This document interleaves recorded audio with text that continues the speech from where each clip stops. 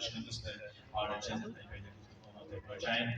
तमाम जल्दी से तेजी से तकलीफ गुजारे रहा है और पहले दोस्त कजाफी जो जो शालीमार साउंड है छागर दी आवाज इतनी खूबसूरत के साथ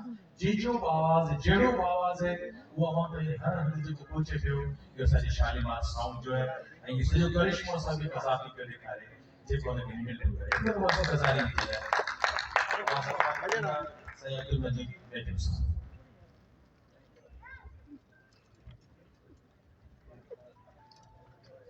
बिस्मिल्लाहिर्रहमानिर्रहीम। सबका पहला इंतहाई अहम मेहमाना की शख्सियतों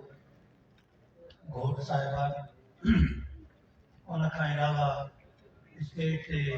असांजा मोहतरम मोज़ी ऐं पिंडार में असांजा दोस्त हर तंजीम हर फिके साफ़ी दोस्त ऐं उन सां गॾोगॾु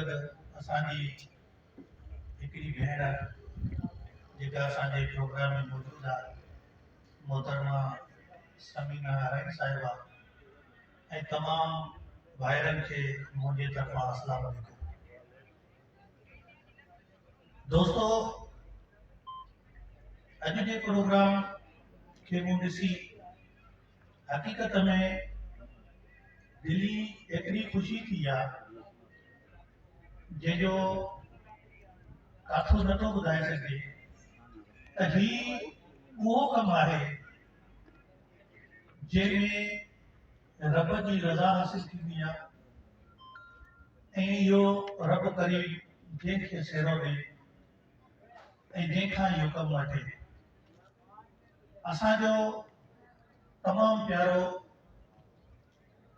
इंतहाई मुख़लिस असांजो दोस्त असांजो भाउ शेख अब्दुल्ला कोहिस्तानी खोड़ सारियो उनखां सिखियो आहे उनखां पिरायो आहे दोस्तनि खे ॿुधाईंदो आहे त हर इंसान जी का न का आइडियल शख्सियत हूंदी आहे त आउं बि कुझु टाइम खां वठी हिकिड़े इदारे सां मुंसलिक आहियां हिकिड़ो इंसानी हक़नि जो इदारो हलायां पियो ऐं मुंहिंजी आइडियल शख्सियत बि अब्दुल्ला कोहिस्तानी आहे। छो जो जॾहिं असांजो हिन शख्सियत सां मुलाक़ात थींदी आहे त असां जेको पंहिंजकाइप ऐं प्यार ऐं मोहबत हितां सिखी आहे शायदि असां नसीब वारा आहियूं जो असांजो भाउ अब्दुल्ला कोहिस्तानी आहे। ॿियो ही जेको प्रोग्राम 25 पर ही त शादी जो प्रोग्राम आहे पर मां चवां थो त उहो कंहिं बि दिलि जो कहिड़ो बि नेकी जो अमल हुजे जेको हिन शख़्स खां को रहिजी वियो हुजे उमिरि ॾिसो तव्हां फुर्ती ॾिसो तव्हां ऐं चहिरे जी चमक ॾिसो असां सिर्फ़ु हुतां पंधु करे अची विहूं था त 15-20 मिंटनि में चऊं था त बसि असांखे को ॿियो था करे त हिन उमिरि में इनखे अलाह साईं एॾी फुर्ती ॾिनी आहे ऐं एॾो अलाह साईं हिनखे क़ुवत ॾिनी आहे ऐं उन सां गॾोगॾु दीन जेको दीन ते हिन जो कमु आहे ऐं अलाह साईं जी हिनखे हिकिड़ी तमामु वॾी दुआ नसीब थियल आहे सम्झो हिन जो घराणो ॿ हिन जा पुट न्याणियूं बि ज़रूरु हूंदियूं उहे हाफ़िज़ क़ुरान आहिनि। इहा हिकिड़ी वॾी ॻाल्हि आहे त इहो अलाह साईं हिनखे दीन सां बि नवाज़ियो आहे ऐं ही मां घोटनि खे चवंदुसि त असल ज़िमेदारी अव्हां जी हाणे शुरू थी आहे। अव्हां जी जेका शादी आहे निकाह थियो निकाह खां पोइ उहा न्याणी जेका 17-18 साल 19 साल पंहिंजे घरनि में रहे थी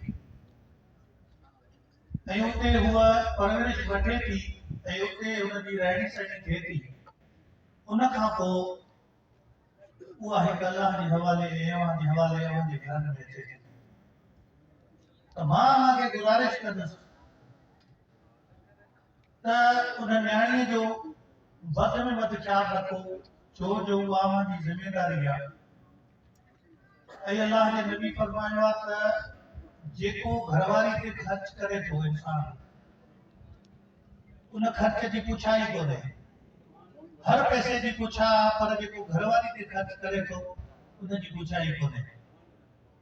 त अव्हांखे चवंदुमि त जेतिरो थी सघे उन्हनि जो ख़्यालु कयो ऐं असांजा मोज़ज़ीन खोड़ वेठा आहिनि, वधीक रोशनी विझंदा। मां सिर्फ़ु आख़िर में इहो चवंदुमि त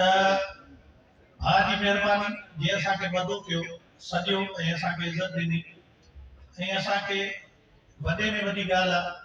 त असांखे तस्वीर जे गिफ्ट सां बि नवाज़ियो। ऐं आख़िर में मां हिकिड़ी ॻाल्हि ज़रूरु कंदुमि त असांजे तंज़ीम जो दोस्त आहे ऐं मुमताज़ अली पवर साहब जे क़ुर शरीफ़ जेको आहे सो हिननि घोटनि खे गिफ्ट कया आहिनि, उनखे बि मां सलाम पेश कंदुसि। छो जो असांजो दीन ईमान सभु कुझु इहो आहे, अलाह खां पोइ असां क़ुर ॾिठो आहे। ऐं मुंहिंजा भाइरो रब करीम मां सभिनी खे ख़ुशि रखे। ॻाल्हाइण जे लाइ त मुंहिंजी जो दिलि चए पई त खोड़ ॻाल्हायां, पर वक़्त जी पाबंदी करणी पवंदी। ऐं हीअ साईं फिरे थो पियो आहे, ॾिसो था त इहे चूड़ी न पाए ॾिना पेरनि ते ॼा। अलाह साईं मां सभिनी खे ख़ुशि रखे। महिरबानी।